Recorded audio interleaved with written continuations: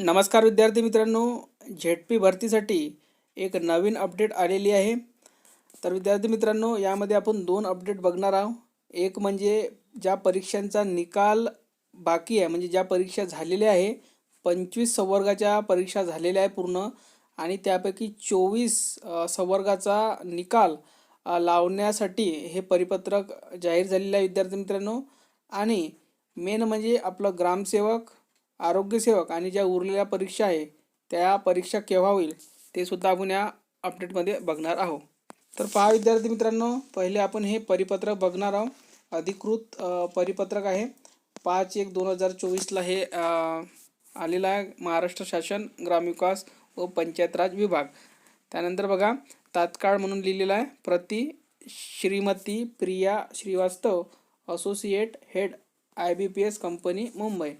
आणि विषय बघू शकता, यामध्ये जिल्हा परिषद गट क सरळ सेवा पदभरती 2023 बाबत सूचना।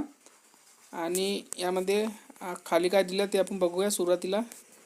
तर जिल्हा परिषद गट क सरळ सेवा पदभरती 2023च्या अनुषंगाने 30 संवर्गाच्या परीक्षा घेण्याची नियोजित आहे।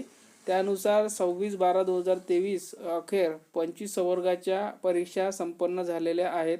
परीक्षा झालेल्या 25 संवर्गापैकी पशुधन पर्यवेक्षक हा संवर्ग मान्य सर्वोच्च न्यायालयाने निर्देशित केलेल्या संवर्गात येत असल्याने हा संवर्ग वगळून इतर 24 संवर्गाचे निकाल तयार करून घोषित करण्याची कार्यवाही आपण संबंधित जिल्हा परिषदेचे मुख्य कार्यकारी अधिकारी यांच्याशी संपर्क साधून तात्काळ सुरू करावे। तर बघू शकता विद्यार्थी मित्रांनो, आपला उपसचिव जिल्हा परिषद आस्थापना महाराष्ट्र शासन। तर विद्यार्थी मित्रांनो, दुसरी अपडेट बघूया की आपला ग्रामसेवक, आरोग्यसेवक आणि ज्या उरलेल्या परीक्षा आहे आरोग्यसेविका वगैरे, त्यांची परीक्षा हे नेमकी केव्हा होणार। तर विद्यार्थी मित्रांनो, आपल्याला माहिती आहे की पेसा क्षेत्रामध्ये ज्या परीक्षा येत होत्या त्या थांबलेल्या होत्या।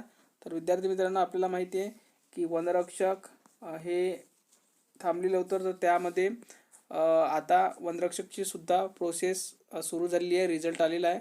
तर या परीक्षासुद्धा 19 नंतर सुरू होईल विद्यार्थी मित्रांनो, आणि यासाठी वेळापत्रकसुद्धा लवकरच जाहीर होईल।